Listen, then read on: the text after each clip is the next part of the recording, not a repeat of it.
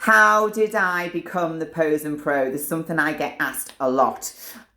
So I was a professional dancer for 10 years. I trained in ballet and contemporary, mainly contemporary, here in Leeds at the Northern School of Contemporary Dance. When I graduated, I moved to New York and I trained in hip hop with a company called the Hip Hop Dance Conservatory.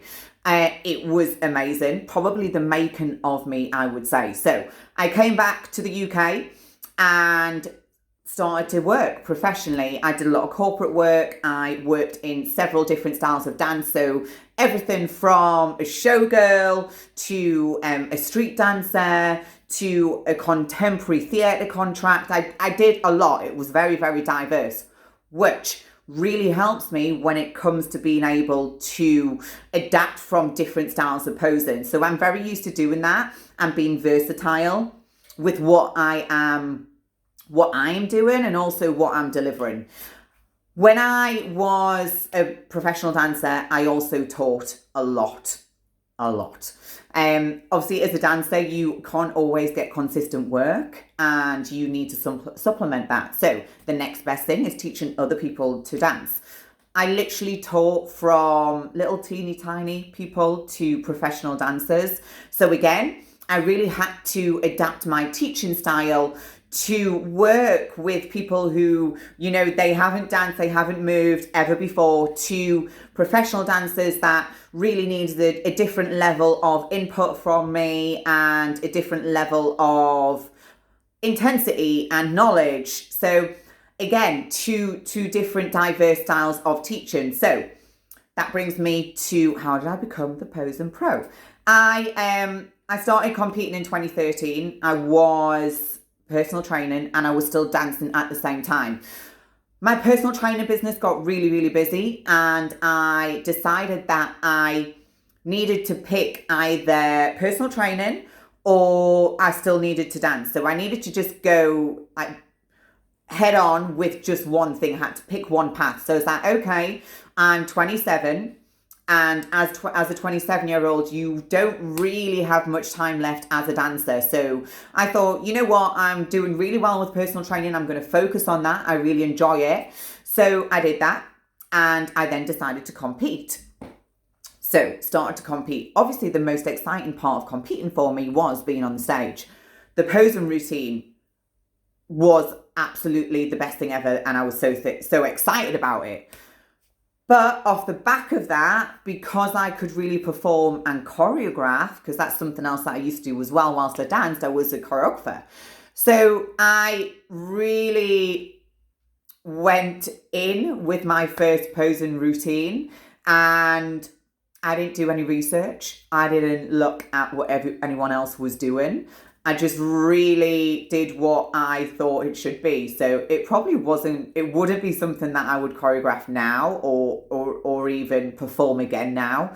When I look back at it, I think I kind of look a little bit like a Tasmanian devil, just roaming around the stage. But I enjoyed it. It was fun. And I won best presentation. So anyway, I then started to get asked if I would help choreograph bodybuilding routines, which I was like, to me, that's just another style of dance or teaching. So all I had to do was really, someone would show me their poses that they needed to have in, and I would then just blend that together as a routine and piece it together. So it was quite easy for me. It was just like, okay, you guys have got some shapes you need to hit.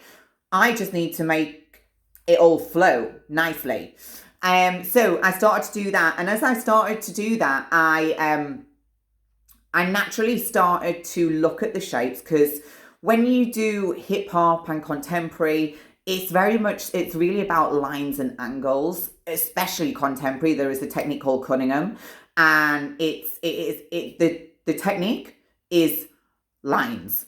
That's a lot of it. So as I'm working with these athletes, looking at their routines, I'm like, ooh, just try this with your pose or just do this with your leg. And I was like, oh, I'm actually kind of getting this. I know where they're trying to go with it. So that started to happen. So naturally, as I worked with more people for routines, I then started to naturally progress into teaching somebody to pose. So then obviously I was competing at the same time.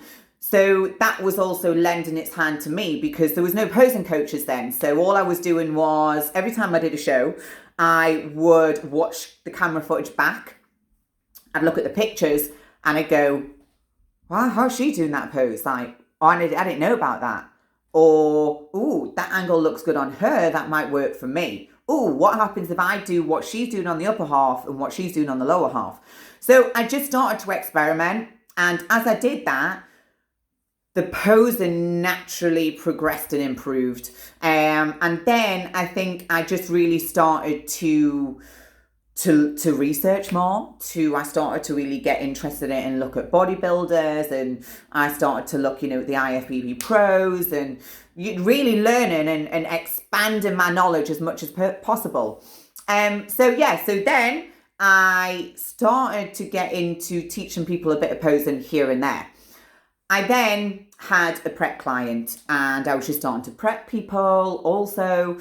And I had to teach her posing from scratch. So she was a blank canvas. And I think I'd maybe been competing about 3 years at this stage. So I really had a very clear understanding of what figure was.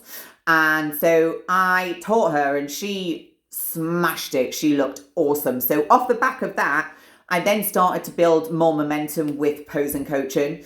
I was personal training at the same time, and maybe over the course of a year, the posing coaching was kind of again coming on par with personal training. So it just grew organically. I didn't really push it or promote it. It just became word of mouth.